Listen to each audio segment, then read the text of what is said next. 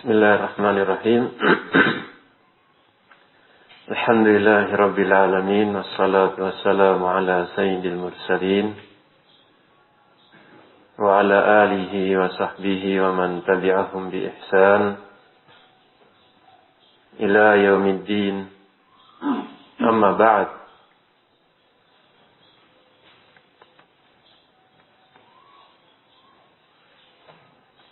Qala al-Imam al-Mujaddid Muhammad bin Abdul Wahhab rahimahullah, An-Naqidus Tsamin. Sekarang kita masuk pada pembatal keislaman yang ke-8. Qala mudhaharatul musyrikin wa muawanatuhum 'alal muslimin. Wad-dalilu qauluhu ta'ala wa man yatawallahum minkum fa innahu minhum. Innallaha la yahdil qaumadh dhalimin. Yaitu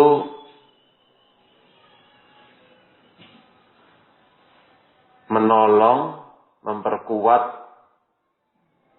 membantu orang-orang musyrikin, orang-orang kufar untuk melawan kaum muslimin. Kemudian Asy-Syaikh rahimahullah menyebutkan dalilnya dalam surat Al-Maidah yang artinya barang siapa yang yatawallahum, menolong, membantu mereka, orang-orang musyrikin, orang-orang kufar, maka fa innahu minhum. Apabila salah seorang di antara kalian melakukan ini, maka dia dihukumi tergolong dari orang-orang kufar. Sesungguhnya Allah tidak memberi hidayah kepada orang-orang yang zalim. Ini yang ma'ruf atau yang dikenal dengan permasalahan dalam bab al-wala' wal-bara', dalam bab al-mahabbah wal-bughd, yang di mana ini merupakan awsaq ural iman. Permasalahan al-wala' wal-bara', permasalahan di situ ada makna kecintaan, ada makna pertolongan, membantu. Walaupun permasalahan apakah at-tawalli itu berbeda dengan muwala. Jadi dalam permasalahan menolong atau membantu, dalam bahasa Arab ada istilah atau memakai wazan tawalli atau al-muwala. Nah, walaupun di situ ada yang membedakan, namun banyak dari para ulama yang tidak membedakan, di antara Syekh Shalih Fauzan, begitu juga Syekh Rabi' hafizahumullah jami'an. Walaupun Syekh Rabi' mengatakan makna keduanya makna huma mutaqariban. Kemudian Syekh Rabi' mengatakan walaupun at-tawalli ya bisa jadi ini asyad wa a'maq, lebih dalam, lebih parah. Nah, lebih memiliki nilai. Makanya memang kalau kita perhatikan dalam ayat-ayat yang menyebutkan tentang bahwa permasalahan al-wala ini sampai kepada kekafiran, itu memang menggunakan lafaz at-tawalli, wa may yatawallahum, sebagaimana disebutkan oleh Syekh Al-Muallif di sini.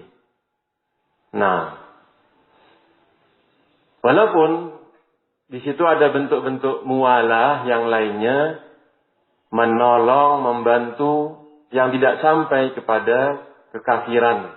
Namun Asy-Syaikh Mu'allif di sini menyebutkan bagian dari muwalah yang dimana pelakunya apabila melakukan hal ini maka dia dihukumi dengan kekafiran.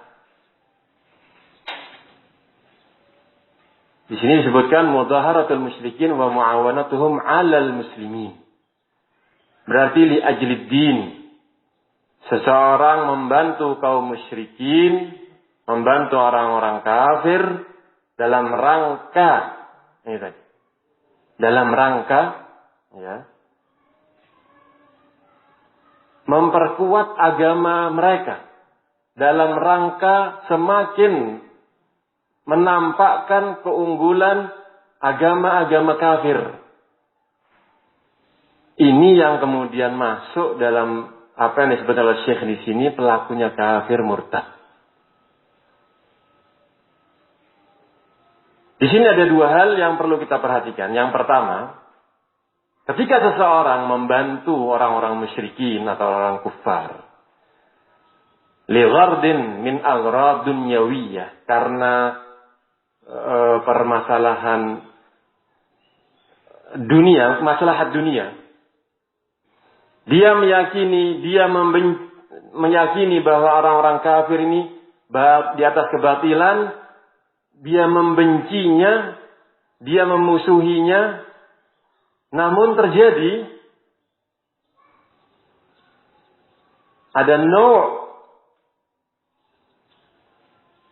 ada jenis dari musa'adah, bantuan terhadap mereka orang kafir, tapi bukan karena agama, tapi karena kemaslahatan dunia. Yang dikafirkan, yang di sini disebutkan sebagai pembatal keislaman karena li'ajli ad-din. Adapun karena maslahat dunia, maka pelakunya tidak dikatakan dia keluar dari agama Islam. Nah, dan ini yang terjadi pada kisah dari Hatib ibn Abi Balta'ah. Rasul alaihi salatu wasallam ingin memerangi orang-orang musyrikin di Makkah, kemudian Hatib ibn Abi Balta'ah memberitahu rencana ini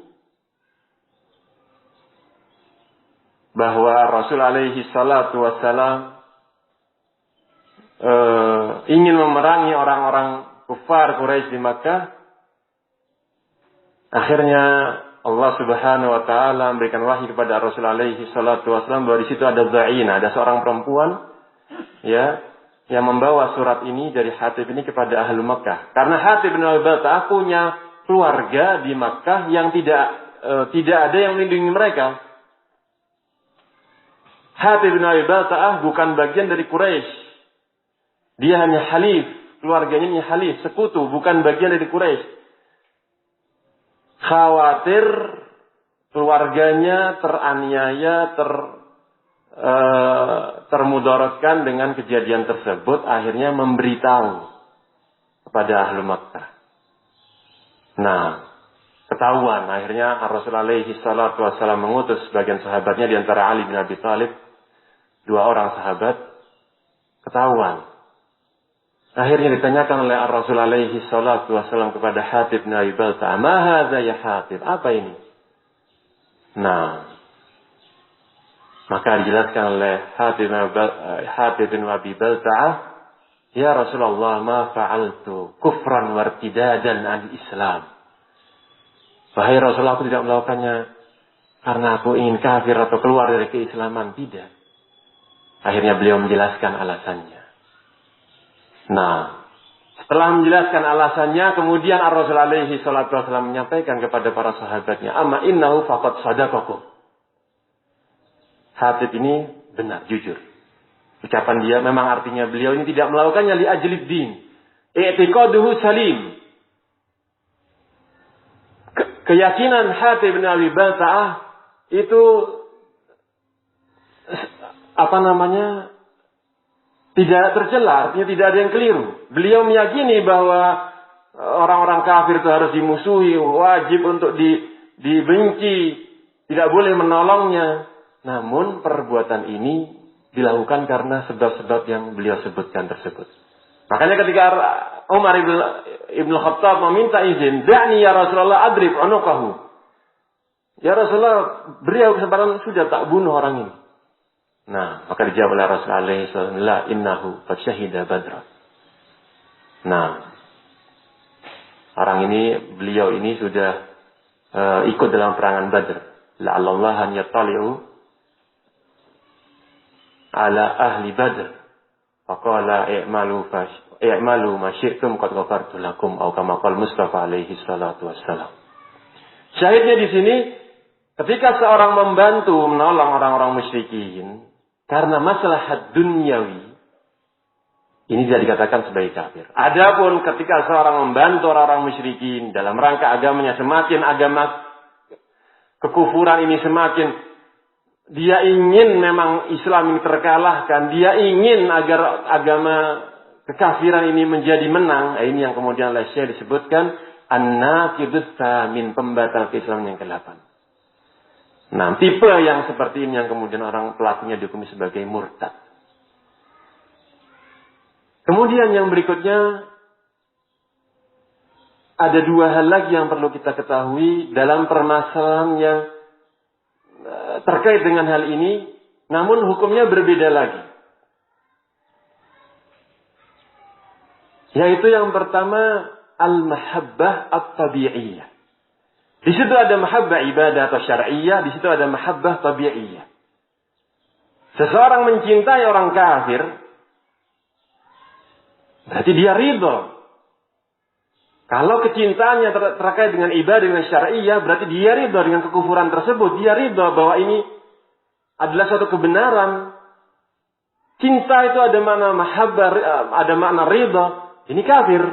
Cinta ridho terhadap kekufuran kebatilan yang ada pada agama tersebut kafir. Ini jelas. Namun di situ sekarang ada kecintaan sifatnya tabi'iyah. Anak dengan bapak, istri dengan suami, maka yang demikian ini tidak masuk dalam bab ini. Sebenarnya Syekh Muhammad ibn Shalih Al-Utsaimin dalam beberapa kitabnya bahwa mahabbah tabi'iyah, sekedar mahabbah tabi'iyah yang tidak membawa kepada konsekuensi-konsekuensi yang batil, maka yang demikian ini pelakunya tidak tercela. Makanya Allah Subhanahu wa taala menghalalkan pernikahan antara seorang laki-laki muslim dengan kitabiyah, dengan Nasraniyah, dengan Yahudiyah. Yang dimana pernikahan ya tentunya sangat memungkinkan terjadi di situ ada mawaddah wal mahabbah. Tapi Allah menghalalkan seperti itu. Maka kecintaannya sifatnya seperti ini. Seorang membenci agama Yahud dan Nasara, membenci kesyirikan, membenci kekufuran. Dia tidak suka kalau agama selain Islam ini di atas Islam, namun dia punya anak atau dia punya istri. Cinta ya karena ini anaknya sekedar ini, sebatas ini. Maka yang seperti ini tidak masuk dalam bab ini. Bahkan pelakunya tidak dikatakan dia masuk ke dalam dosa. Ini yang pertama. Kemudian juga yang berikutnya yaitu hal ini mu'awanah dan mudzaharah. Ini berbeda dengan muamalah. Nah, kalau kata Syekh Muhammad Aman Al-Jami, wala yadkhulu fi umumi hadza ta'amuluhum. Enggak masuk ke dalam mudzaharah, mahabbah, ta'awun. Kata Syekh di sini enggak masuk dalam bab ini yang disebutkan oleh al-muallif pembatal keislaman, bahkan tidak masuk dalam sesuatu yang manhiyun anhu, tercela, terlarang, yaitu ta'amul bersama orang, bermuamalah dengan orang kafir. Menurut Syekh Muhammad Amal Jami, "Fata'amul ma'al kuffar syai'un wa mudhaharatuhum wa mawaddatuhum wa muwalatuhum amrun akhar bainahuma farqun kabir." Nah, ini yang perlu kita perhatikan sekarang. Nah, menampakkan permusuhan wajib. Qad bada bainana wa bainakumul adawatu wal baghdha'u abadan. Kata Ibrahim alaihi salam telah tampak jelas permusuhan antara kami dan engkau. Menampakkan permusuhan ini wajib. Nah, tetapi apa makna dari menampakkan permusuhan? Apakah kemudian harus kemudian bermuamalahnya dengan muamalah yang jelek, kalau dia tetangganya tidak memuliakannya dan yang lainnya lah. Lain permasalahan muamalah dengan al-bughd wal adawah.